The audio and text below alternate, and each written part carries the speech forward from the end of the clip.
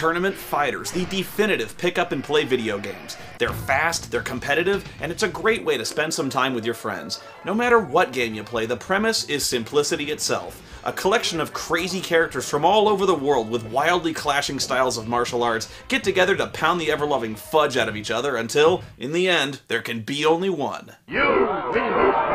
These games have always been hugely popular because of this very simple but fun concept, and so it seemed logical to adapt them to action movies. Who wants to see a boring Legend of Zelda movie when you could tell a real story? One of psychotic Russians who wrestle grizzly bears, and sometimes hit spinning pile drivers on Japanese schoolgirls, and yoga masters who breathe magic curry fire. Because I think you'll agree, when you played a tournament fighter, these were the stories that inspired you. These were the stories that needed to be told on the silver screen. Wait, hold on. You had an unfortunate accident and lost your memory. Don't you remember? What? Yeah, anyway, they made movies out of this stuff. No doubt you've seen the biggest ones in theaters, like Street Fighter, the movie. I'm sorry. I don't remember any of it. Mortal Kombat. Sorry. And Mortal Kombat Annihilation. Earth is under attack, and it is glorious! And those were the good ones. The ones with major studio backing, huge budgets, and big-name stars. But, oh, there were bad ones, and that's what we'll be covering this month. The B-movies based on beat-em-ups, the direct-to-video violations of video games. But since I am the Lord of Tekken, I think it's only fitting we start with an awesome movie. The 1998 anime Tekken, the motion picture. It's gotta be awesome, right? After all, it is based on the fighting game that requires the most skill, demonstrates the purity of physical combat, just one man against one kangaroo? With boxing gloves? This movie's gonna be really fucking stupid, isn't it? Since the birth of this planet, a memory has become deeply engraved onto the genes of all living things. What? 45 seconds into this fucking movie and they've already gone off the metaphysical deep end. Symbolism! Film brain? Never mind. Symbolism of what, exactly? I don't know, really, but Star Child's got to be representative of something, right? Otherwise it's just pointless imagery sprinkled over quasi-philosophical bullshit! You know, like the Matrix movies! Humans seek to defend their actions in the name of truth. Uh-huh. The act of fighting is itself a true act. Excuse me? Without this truth, the fighter will perish. I don't know what you're talking about. Ask your own flesh and blood, because one's flesh is the door to the truth. Hello? To master the way, Movie. ask your own ken or fist. I don't even know what I'm looking at. One's flesh, blood, and fist is what creates one's Tekken. And Tekken is the key to life! And a well-balanced breakfast helps too! What, did the Ultimate Warrior write this shit? Alright, I didn't get that at all, so I went back and watched that scene 3 or 4 times, so let me see if I can sum up for you. Basically what's going on is the voice acting is really, really bad. Nope, still no idea what I'm looking at. Keep trying, though. I can only assume this is the Bleg Ho. There's a girl there who's upset that a bobcat killed a cute widow wabbit, so her friend offers to check out the eyebrows. You can hang glide with those things. I came here to be the best fighter in the whole world. The kid is our hero, Kazuya Mishima, who wants to be the best like no one ever was, but sadly his father Heihachi is kind of, sort of insane. You can tell he's his father because huge eyebrows run in the family. Man, I thought the eyebrows in Dune were massive. Why are you wasting your time here? You have better things to be doing. You are weak. Your hairstyle is ridiculous. It shames the whole family. You need a man's haircut, like mine. Heihachi's so upset at his son, he drags Kazuya to a cliff to throw him off. Man, I thought my dad was mean when he'd ground me and take away my Sega Genesis. Lions push their cubs over a cliff and raise only the ones that climb back up. No, they don't. See, I researched it. Lions are extremely protective of their young and would never hurl them off a cliff. So basically, the instigating event that set into motion the plot of the movie and every single Tekken game is complete bullshit. If you're truly my son, then you'll be able to climb back up. You'd think he'd double-check that little factoid before throwing his son off a cliff. I bet he went home afterwards and checked online. Aw, son of a... Well, now I just feel silly. This all turns out to be the seizure-inducing dream of the little girl named June, who's all grown up now and working for Interpol. I think. Interpol's the organization that investigates dinosaur corpses being fished out of the ocean, right?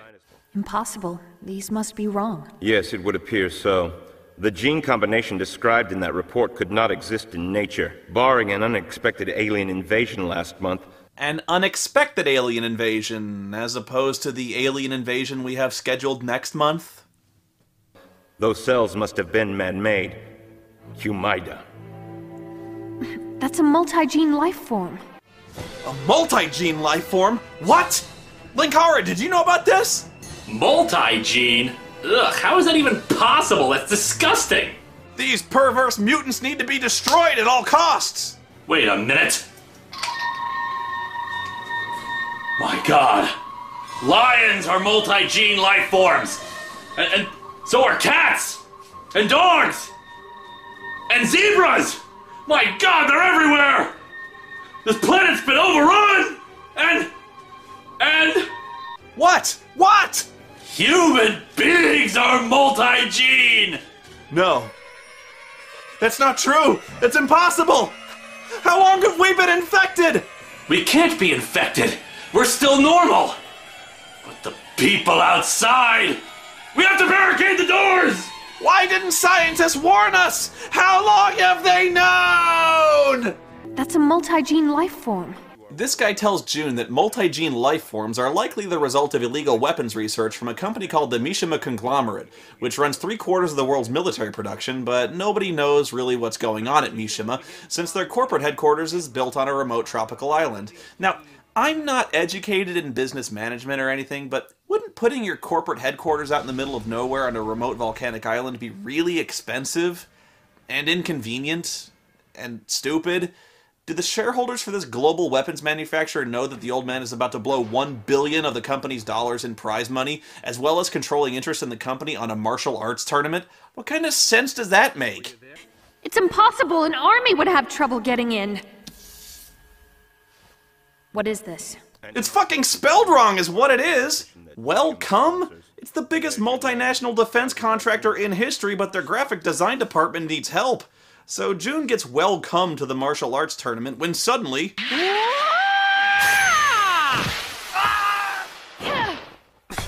Oops. Sorry about that. I know it was rude not to introduce myself first. Please forgive me. I'm Lei Wulong of the Hong Kong International Police Force. Yeah, for a cop I have a really bad habit of assaulting unarmed women from behind. Say hello first. 3WC asked me to work with you in the investigation. I don't know how you managed to get an invitation with that skill. Maybe you're actually working for the Mishima Corporation. Maybe we guys just have a weakness for pretty women. Or maybe her boss should have mentioned a partner when he sent her out there instead of making it a fucking surprise. Anyway, say hello to Heihachi's adopted son, Maximilian Pegasus. He's sending his girlfriend assassin, Nina Williams, to get rid of that meddlesome Yugi Moto once and for all. This tournament is simply fabulous. Ooh, let's celebrate by watching the Spice Girls movie. We catch up with Kazuya, who survived his fall, although he's now got a huge ugly scar across his chest, and when it's glowing, a doctor should probably take a look at it. Gee, wonder where I've seen this before. Yeah, and Sagat's scar, it actually plays an integral role in his character. It's not just there because it looks cool. Nina rappels down the side of the building and shoots out the place with a machine gun. Oh, gee, what a shock. He survived.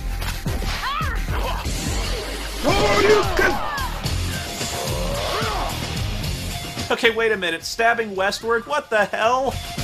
Ah, yes. Enjoy the horrible localized soundtrack where they've replaced the original music with completely out-of-place American rock music. You know what would work better for this scene?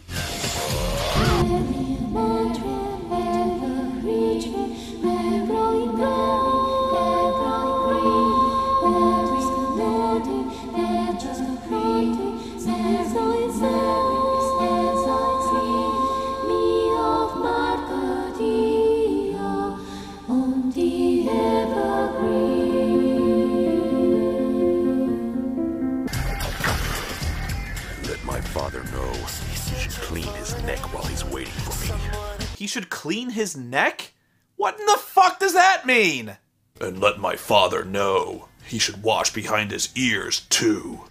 Oh hey, fan service. I don't really know how they expected to get away with this. If I'm watching the Tekken movie, chances are I probably saw the Street Fighter animated movie too, and know exactly where they got this idea.